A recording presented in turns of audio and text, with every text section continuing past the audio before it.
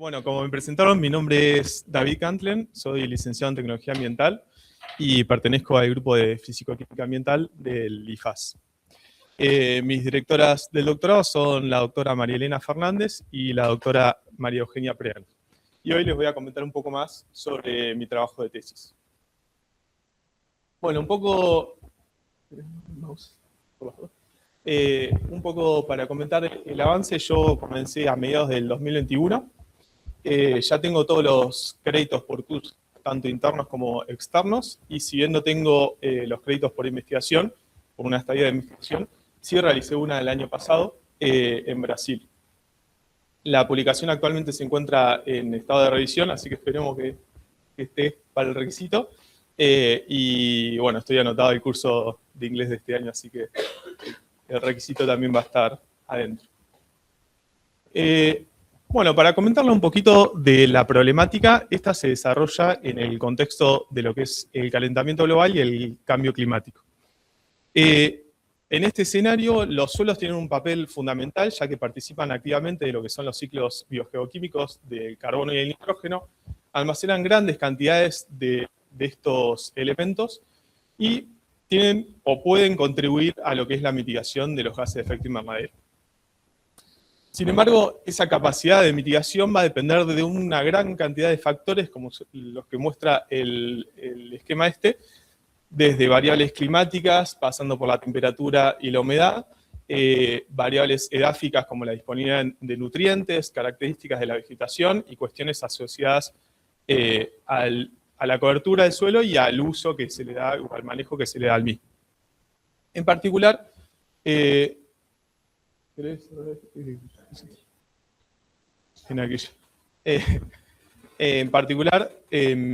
mi trabajo de tesis me voy a enfocar en dos variables que son los pastizales y el mecanismo fotosintético.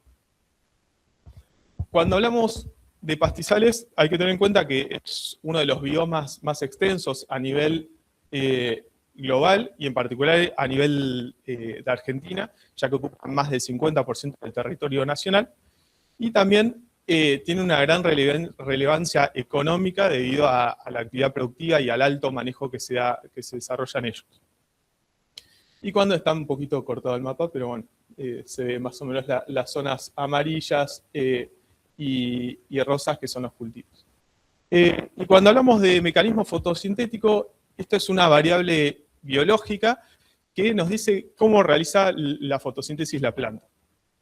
Tenemos la vía C3, que es la fotosíntesis clásica que se estudia, o que supongo que se estudia en los colegios, y las vías C4 y la CAM, que son adaptaciones evolutivas que han desarrollado las plantas a lo largo de los años para evitar un proceso conocido como la fotorrespiración, que se da en la fotosíntesis clásica, en donde la planta básicamente confunde el dióxido de carbono con oxígeno y pierde energía al captar ambos. Entonces, las especies C4 han desarrollado una adaptación espacial dentro de la misma planta, dentro de la hoja, mientras que las especies CAM han desarrollado una adaptación temporal durante el día y la noche. En mi trabajo voy a enfocar solamente en las especies o los tipos C3 y C4, ya que son los grupos funcionales más dominantes en los que son los ecosistemas de pastizales. Las diferencias que tienen ambos grupos no solo se limita a lo que es la fotosíntesis, sino que también se generan otras diferencias en otros aspectos, como por ejemplo en la eficiencia del uso del agua, la absorción de nutrientes, la producción de biomasa y las adaptaciones a distintas condiciones ambientales. En general, las plantas C3 tienden a estar presentes en zonas frías y húmedas, mientras que las C4 son más dominantes en regiones cálidas y secas. Es por eso que su distribución y su abundancia relativa entre los grupos C3 y C4 siguen fuertemente un patrón climático que en Argentina se refleja con un norte muy dominado por plantas C4 y el sur muy dominado por plantas C3. Sin embargo, en climas templados como son los pastizales pampeanos o los pastizales del Río de la Plata, lo que sucede es que coexisten ambos grupos funcionales, ¿sí? Y conforman en gran medida lo que es la estructura de la comunidad vegetal. En estas zonas de transición, las diferencias fisiológicas de los grupos C3 y C4 se traducen o se reflejan en la época del año en la cual son más productivas, siendo las C4 más productivas en verano, con picos de productividad en verano, por eso se las conoce como planta de verano, y las C3 mucho más productivas en las épocas de otoño, invierno y primavera, en épocas más frías, por lo cual se las conocen como plantas de invierno. A partir de todas estas ideas que surge la pregunta principal de investigación, que es ¿cuáles son los efectos de las especies C3 y C4 sobre la dinámica de los gases de efecto invernadero en suelos de pastizales? De esta pregunta es que surge también una primera hipótesis, que es que las diferencias fenológicas entre estos dos grupos y las formas en que fijan el dióxido de carbono van a generar diferencias en los intercambios de carbono y nitrógeno entre el suelo y la atmósfera, y por lo tanto en los flujos de gases de efecto invernadero. Para evaluar esta hipótesis definimos dos objetivos específicos. Por un lado, determinar los cambios en magnitud y temporalidad de los flujos de gases de efecto invernadero debido a la presencia de plantas C3 y de plantas C4, y por otro lado, identificar y distinguir entre aportes que pueden realizar las bacterias que están asociadas a las plantas, a las raíces de las plantas, y las que se encuentran presentes en un suelo desnudo. Para evaluar estos objetivos, o para llevar a cabo estos objetivos, realizamos dos tipos de ensayos. Por un lado, ensayos en macetas, en donde cultivamos especies de cada grupo funcional. Realizamos dos de estos ensayos. Y por otro lado, incubaciones de suelo en laboratorio, de suelo utilizado en uno de esos mismos ensayos en macetas, para evaluar la actividad microbiana. Otra hipótesis que surge de esta pregunta de investigación es que las diferencias en cómo usan los recursos las plantas van a generar respuestas contrastantes ante cambios o variaciones en la disponibilidad de recursos del suelo, principalmente hablando del agua y del nitrógeno. Y por lo tanto, eso puede generar efectos directos en los flujos y en las emisiones de gases de efecto invernadero. Para eso nos planteamos dos objetivos específicos nuevos, que son evaluar la respuesta de los grupos funcionales, es decir, de las distintas plantas ante distintas condiciones hídricas y sus efectos sobre los flujos de gases de efecto invernadero, y por otro lado, evaluar la respuesta ante la fertilización nitrogenada. Para ello realizamos otros ensayos en maceta, o sea que casi que nos podemos armar un vivero con todas las macetas que usamos. Por un lado, contrastando 3 niveles de humedad, y por otro lado, contrastando 3 niveles de fertilización. Bueno, creo que, un poco por arriba, creo que este trabajo es de carácter interdisciplinar, porque para abordar la pregunta en cuestión, no solo es importante comprender todo lo que son las interacciones entre el sistema planta, suelo, microorganismos, sino también cuál es su relación con las condiciones atmosféricas y la dinámica de estos gases en la atmósfera, y también es importante tener en cuenta todo lo que está asociado a la gestión de pastizales y el manejo de pasturas, que tienen implicancias directas en la proporción de plantas C3 y C4 en los pastizales. Entonces, el propósito principal de esta tesis es comprender cómo ese mecanismo fotosintético y la composición que hay en un pastizal afecta a los flujos de gases de efecto invernadero y a la dinámica del carbono. Y yo creo que tiene principal relevancia por el avance en lo que es el conocimiento de un vacío, que es esta variable biológica del grupo fotosintético. En general, las variables biológicas no es que no son estudiadas, pero son menos estudiadas en el área de emisiones de gases de efecto invernadero, en contraste con variables, por ejemplo, físicas y químicas. Bueno, para hablar un poquito de los resultados, este es uno de los primeros ensayos en macetas que realicé, donde cultivé 2 especies C3 y 2 especies C4, cada una en sus macetas separadas, y apliqué la técnica, o adapté la técnica de cámara estática, que en general se usa en campo, a las mismas macetas, como se muestra en este esquema, para medir los flujos de gases de efecto invernadero que en mi caso son dióxido de carbono, metano y óxido nitroso. Un poco los resultados. En la figura de la izquierda lo que vemos es la variación temporal de las emisiones de dióxido de carbono, metano y óxido nitroso en las dos especies C3 y en las dos especies C4. Y lo que pudimos observar es que la variación temporal del dióxido de carbono fue fuertemente definida por lo que es el grupo funcional, es decir, las dos especies C3 se comportaron igual y las dos C4 también, y se diferenciaron entre ellas, pero no fue así en lo que es el metano y el óxido nitroso, sino que ahí tal vez hubo más dependencia a nivel de especie. Y si sumamos todos estos tres gases y los acumulamos en todo el periodo del ensayo, lo que podemos obtener es la emisión de dióxido de carbono equivalente, que es el eje positivo de esta figura, que en nuestro caso la contrastamos con el carbono acumulado de la biomasa, tanto aérea como subterránea.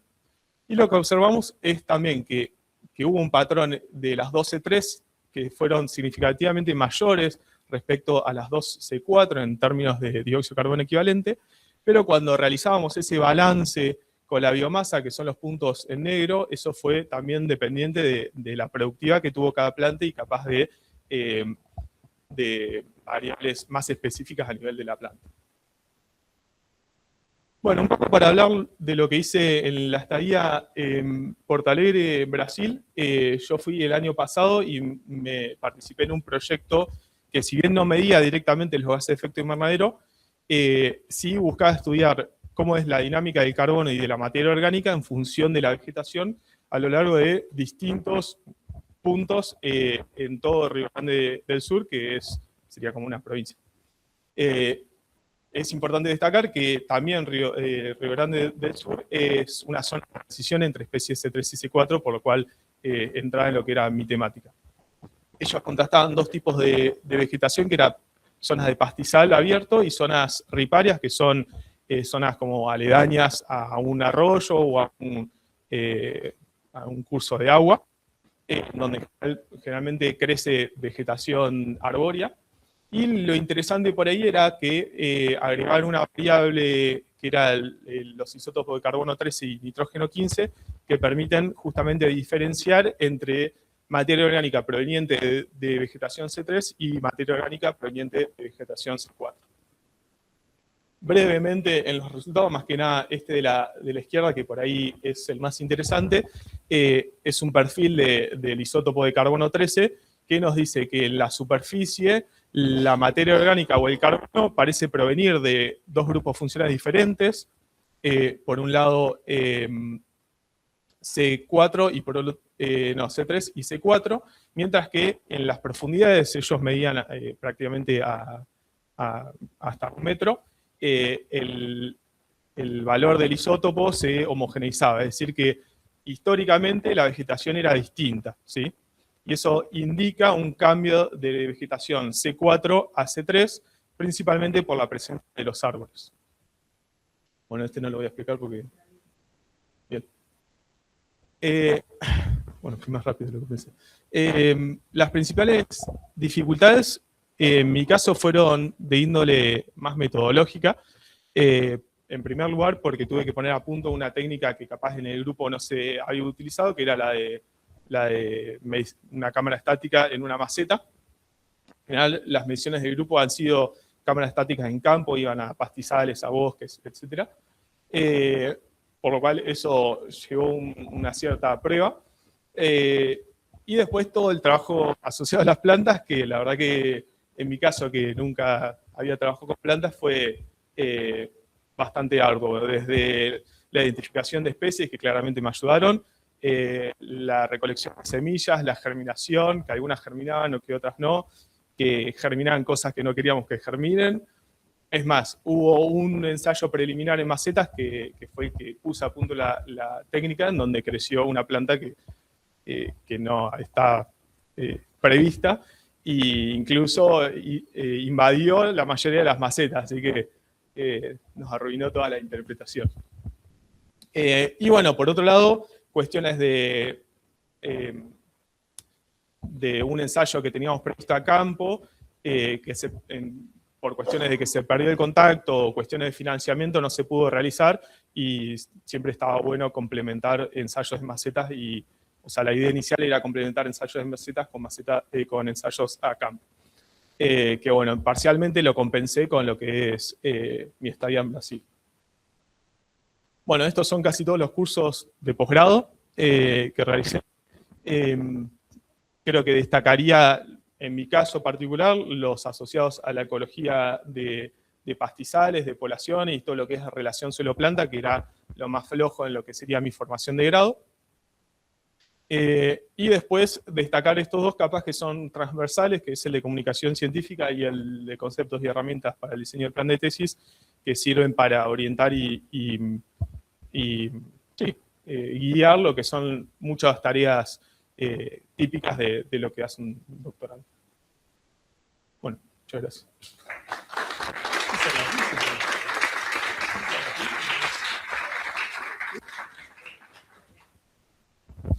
Muchas gracias, David. ¿Alguna preguntita?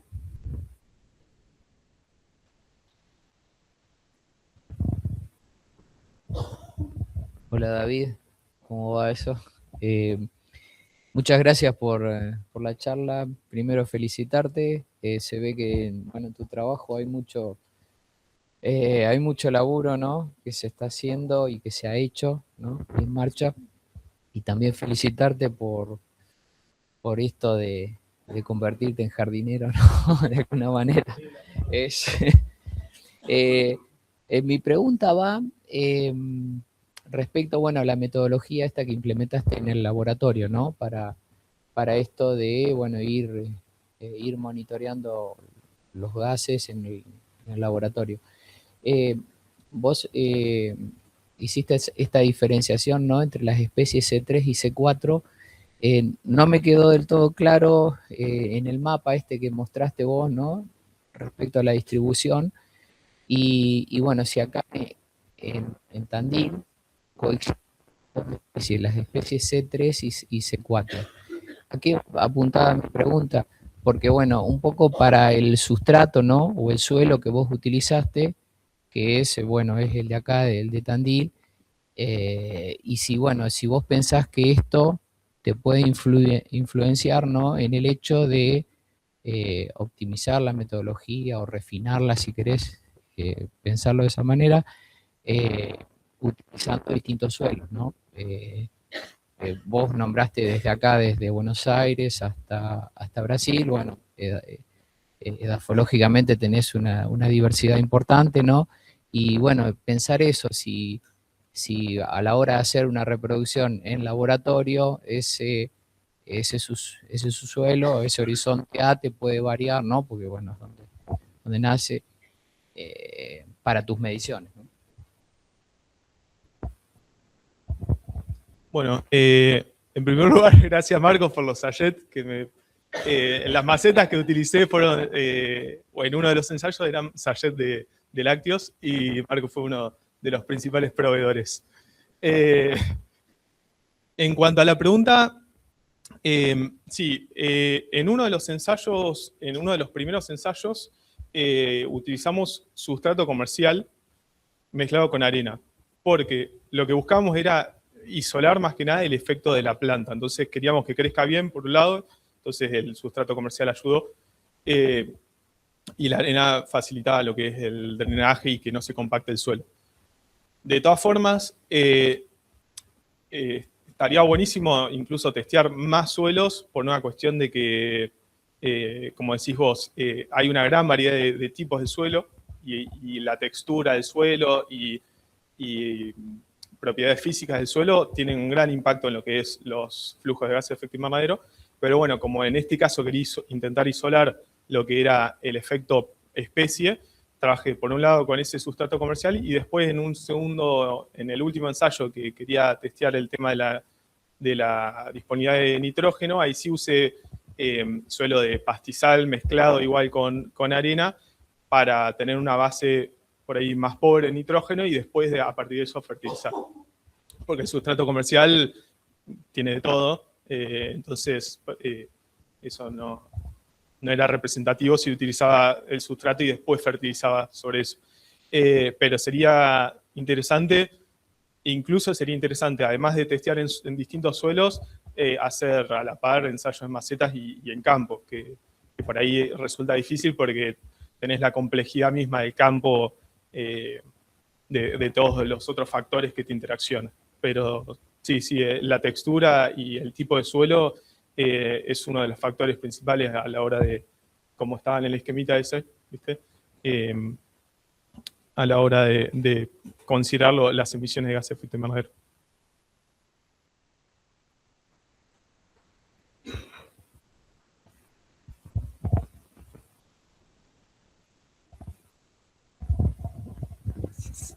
Bueno, felicitaciones y muy, muy interesante, David, lo que estás haciendo.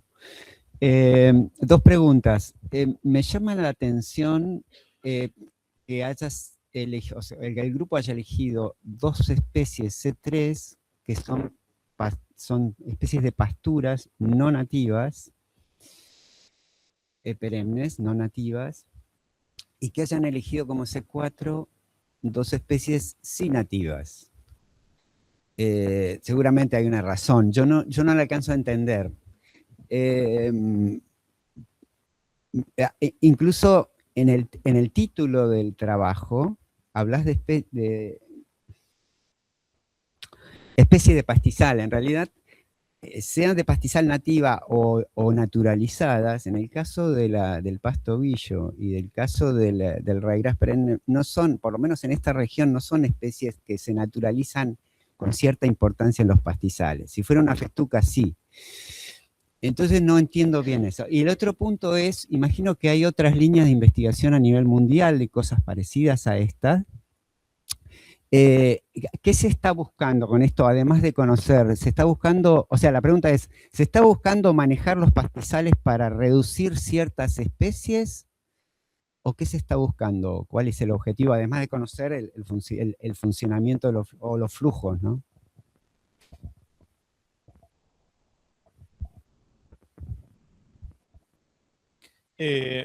Bueno, gracias, Fernando. Muy buenas preguntas. Respecto a la primera, inicialmente, en uno de los primeros ensayos que hice, fui yo solo a intentar identificar especies acá en el Sendero Pampa, entonces eso por ahí fue una limitante que inconscientemente me orientó a elegir Dactylis y Lolium por una cuestión de verlas más frecuente o por ser las únicas que yo podía identificar en todo caso. Y no tuve tanto en cuenta si era de carácter nativo o exótico. Después sí, investigando un poco más, tuvimos presente eso.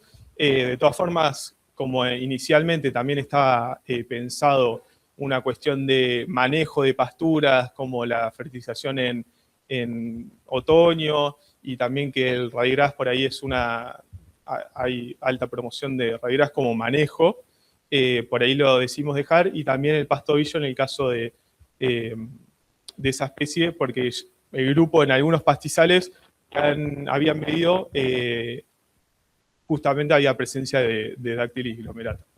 Entonces, bueno, las decidimos dejar. De todas formas, en el último ensayo comparamos 4 especies C3 y 4 C4 con ayuda de Clara.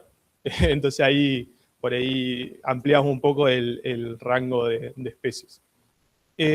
Y con respecto a la segunda pregunta, sí, va más enfocado a los manejos típicos que se hacen sobre los pastizales, no tanto a los pastizales naturales. Pero bueno, yo creo también que no necesariamente tiene que ser un manejo para producir únicamente. Entonces, como que la pregunta iría más enfocada a dos líneas. Por un lado, mejorar la productividad y el funcionamiento del pastizal, y por otro lado también conservar especies nativas y no promoverlas exóticas. Pero bueno, es como que ya es una pregunta que requiere por ahí más especies, contrastar nativas contra exóticas dentro del grupo C3, nativas contra exóticas dentro del grupo C4. Y también hay que considerar que no hay muchos estudios que dicen el C3 y el C4 como factor de interés. Es como que algunos lo usan para caracterizar. Y los que estudian C3 y C4 también han encontrado en general resultados por ahí divergentes. Entonces, porque depende de una gran variedad de factores, capaz que hacen ensayos a campo, capaz que fertilizaron en una época y en otra no. Entonces, es difícil también contrastar todo. Pero sí, iría un poco orientado a lo que es manejo de pasturas, los estudios en general.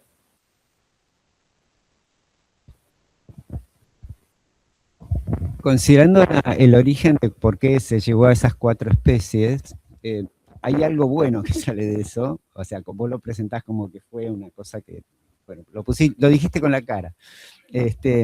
Pero, digamos, me parece, lo tendrán que discutir, pero está bueno en cierta medida que sea así, porque 2 son típicas de pasturas y las otras 2 son típicas de pastizales. Entonces, digamos, como para aprovechar que por ahí hubo cosas no del todo ideales, de cualquier manera está buena ese punto, que unos son pasturas y otros son pastizales, ¿no? O sea, unas se siembran y las otras crecen espontáneamente, no es un tema menor. Porque además para sembrarlo está asociado a la emisión de un montón de gases de efecto invernadero también. Entonces, digo yo, solo para que, a pesar de que por ahí viste que hubo cuestiones ahí, por ahí, lo que sería bueno tal vez aclararlo en el título de trabajo, porque si vos decís pasturas y pastizales, entonces, cierto, pero solo una. Muchas gracias. ¿Alguna pregunta más? ¿Acá?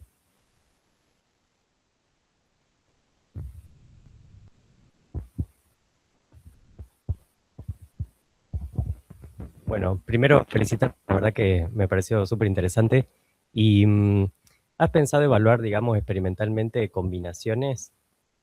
Porque, qué sé yo, pensando que los pastizales naturales tienen muchas especies y en general en esta zona es como que vos tenés por ahí un predominio de C3, pero en general están las dos conviviendo en la misma comunidad y se van intercalando, ¿no?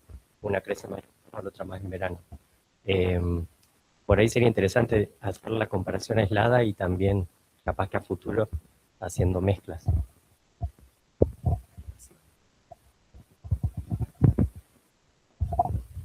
Sí, gracias Pedro, y también otro que ayudante en uno de los ensayos de macetas. Sí, en un momento se nos ocurrió agregar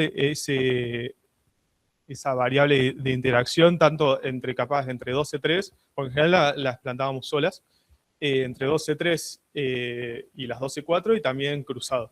Pero bueno, hubo una cuestión de que los ensayos en maceta dependían de verano y primavera. El primer ensayo fue el que salió medio, y después hicimos 2 ensayos en simultáneo, que era el contraste de especies y el contraste de niveles de humedad, y al otro año el contraste nuevamente con más especies, que fue el que me ayudaste vos, y el contraste de la fertilización. Entonces, eran un montón de macetas, y si además agregábamos la interacción, que estaría buenísimo, porque realmente los resultados en macetas no se pueden extrapolar directamente a campo, eso es claro, pero bueno, estaría bueno sumar esa interacción porque sucede a nivel natural, esa coexistencia entre los dos funcionales. Sí, lo pensamos, pero no se dio.